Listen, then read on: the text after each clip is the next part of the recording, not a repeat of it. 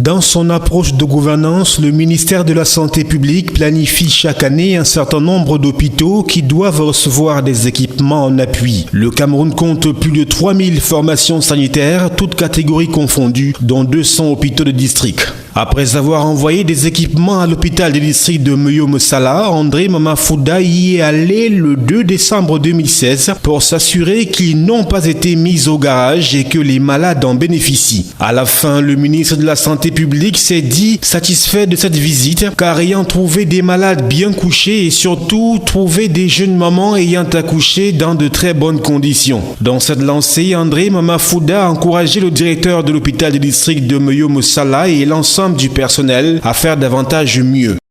L'hôpital est pavillonnaire, donc il y a un problème de circulation entre les différents bâtiments. Je pense que c'est un aspect qu'on va prendre en compte. Je vais discuter avec monsieur le maire qui est président du comité de gestion. Il va pouvoir nous proposer quelque chose pour qu'on puisse aisément aller d'un bâtiment à un autre. Nous avons également vu qu'il y a un problème d'eau. On va également voir s'il y a une possibilité qu'on ait un forage qui permettra d'autonomiser. Je me réjouis qu'il n'y a peut-être pas de problème, tout le problème de courant. Donc ça permettra que ce forage puisse effectivement être actif. C'est des projets de 2017. 2017 n'est pas loin. Je voudrais déjà encourager l'équipe. Au sein de cet établissement hospitalier, il s'y pose un problème de circulation entre les différents bâtiments. Aussi, il y a le problème d'eau. Pour ce, le ministre de la Santé publique a dit avoir discuté avec le maire, qui est le président du comité de gestion, pour que ces problèmes soient résolus en 2017, qui n'est plus loin.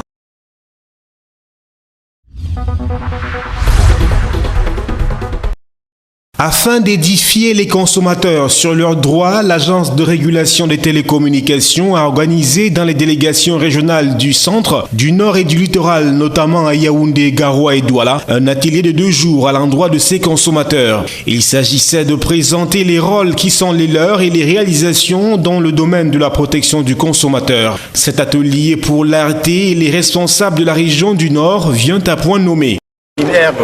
L'atelier de ce jour, organisé au niveau de la délégation régionale de l'ART, vise notamment à pouvoir aiguillonner davantage la conscience des consommateurs des produits et services de télécommunication par rapport à leurs droits et obligations.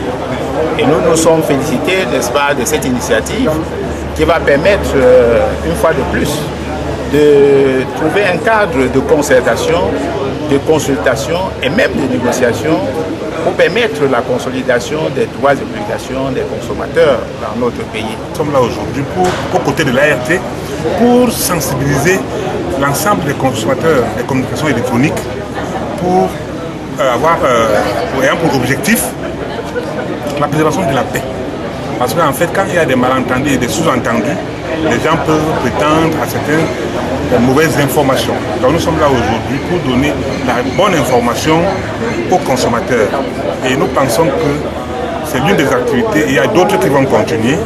Le gouvernement camerounais a fait un constat bien clair, le consommateur était sous-informé par rapport à ses droits et devoirs, ce qui explique la mauvaise relation entre les parties, à savoir consommateurs et opérateurs de téléphonie. Ce séminaire, tel une plateforme d'échange et de réflexion, vient lever les quiproquos qui existent et orienter les uns et les autres.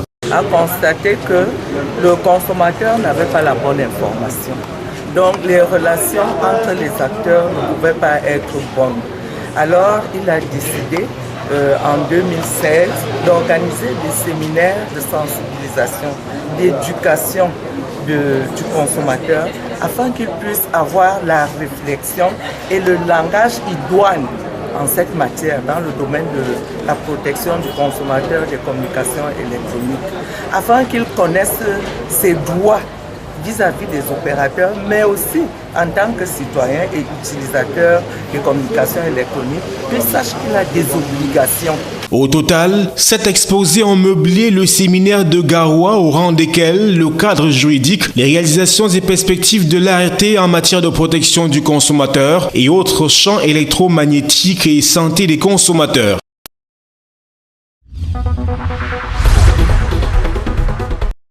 La série d'adoption des votes du budget de l'exercice 2017 des communes du département de la Benue poursuit son chemin. La commune de Pitoa, bourgade est située à 15 km de Garoua sur la nationale numéro 1 entre Garoua et Maroua, acquiert l'affranchissement de ses conseillers. Le compte administratif qui se chiffre en recettes et dépenses à la somme de 825 571 904 francs CFA contre 636 160 081 francs pour l'exercice 2016 connaît une augmentation de 190 213 904 francs CFA, soit un taux de 29,93% en valeur relative. Cette hausse s'explique par l'augmentation des impôts communaux soumis à péréquation et aussi par la convention signée avec le PNDP à hauteur de 193 176 391 francs CFA. Du fait du dynamisme de l'exécutif et son équipe et la clarté des documents, la satisfaction était totale. Vous venez de constater que tous les sectoriels sont satisfaits de la clarté de nos documents. Bon, et je m'attendais à ce que vous me dites, monsieur le maire, comment le fonctionnement est à 43 et les investissements sont à 57. C'est ça le rôle du maire. Le maire n'est pas là pour lui-même. Il est là pour répondre aux besoins des populations. Les travaux du conseil de Pitoa consacrés au vote du budget se sont déroulés dans un climat convivial jusqu'à la prise de parole du représentant du sous-préfet de Pitoa, Jaurès Medio Jean, qui souleva le problème de sécurité, demandant ainsi à la commune de Pitoa de prendre en charge entièrement 853 agents du comité de vigilance. Ce problème de comité de vigilance irrita les conseillers car pour eux, la commune ne devrait pas se substituer au FMO. Mais quand on m'impose en me demandant de prendre en charge 853 personnes comme vote, 853 tonnes, 850, vous conviendrez avec moi que ce n'est pas possible pour un maire. Si oui, je laisse tout ce que je fais comme projet de développement, j'entretiens les comités de village. Et par contre, nous tous là, s'il n'y a pas la sécurité, on ne devait pas être ensemble. C'est parce qu'il y a la sécurité. À ce titre, j'ai dit, il y a des lignes que je peux supporter, par exemple. Si on me demandait les torches, si on me demandait les sifflets, les chasubles. Mais quand on vous demande 853 bottes, chaque botte c'est 6 000. On vous demande de prendre en charge 853 personnes, crédit de communication, restauration. Vous conviendrez avec moi, c'est pas honnête, mes frères. Hormis ce problème, les travaux ont continué avec l'adoption du budget et les délibérations.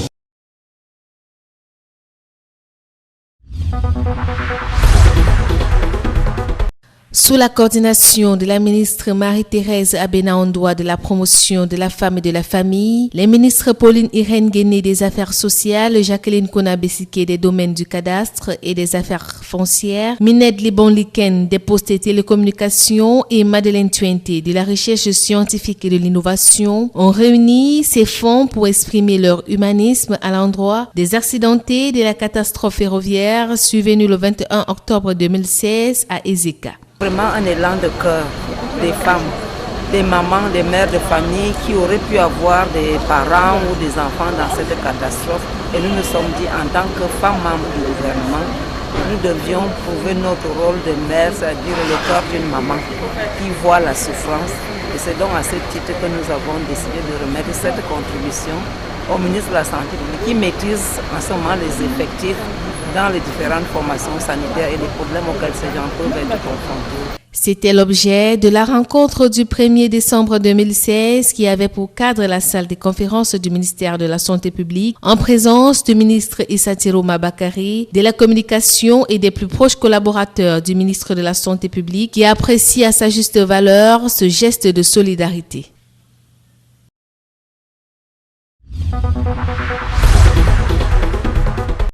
C'est à l'unanimité que le nouveau budget de la commune d'arrondissement de Garoua 2e dans la Benue a été voté par l'ensemble des conseillers que compte cette commune. Il s'élève en recettes et en dépenses à la somme de 448 200 000 francs CFA. Ce budget a subi une augmentation de 14 350 000 francs CFA par rapport à l'exercice écoulé, soit un taux d'augmentation de 3,31% en valeur relative. Les conseillers de Garoua 2e 2e ont débattu sur ce qui peut contribuer à l'évolution de l'arrondissement. Ils ont également discuté sur les voies et moyens pour accroître les recettes et améliorer le cadre de vie des populations. Pour l'année 2017, le maire Ibrahima Barkindo estime que parmi les problèmes cruciaux, bien que des efforts considérables sont faits, il en reste encore la construction des salles de classe, l'adduction d'eau potable, la réflexion des routes pour le désenclavement des quartiers, l'extension du réseau électrique dans les quartiers, la construction des étangs piscicoles pour ne citer que cela. La ville de Garoua en général et l'arrondissement de Garoua 2e en particulier a bénéficié de divers projet CD2 et de la Cannes 2019. Il s'agit de la réhabilitation des routes, la construction des drains, le bitumage des nouvelles routes, etc. Le maire a demandé aux conseillers de s'approprier ces projets et de sensibiliser les populations de Garoua 2e, non seulement sur l'importance de ces projets, mais aussi sur les éventuels désagréments qu'elles seraient amenées à subir lors de l'exécution des travaux. À la fin des échanges de ce conseil paisible, le sous-préfet François Mabaya Isomba, qui représentait le préfet, a estimé que le projet de budget pour l'exercice 2017 présenté est réaliste. Il s'est dit ému de la prise de conscience de l'exécutif et les efforts pour les recettes propres effectuées par la commune, ainsi que la manière dont les travaux ont été conduits, à savoir sans complaisance.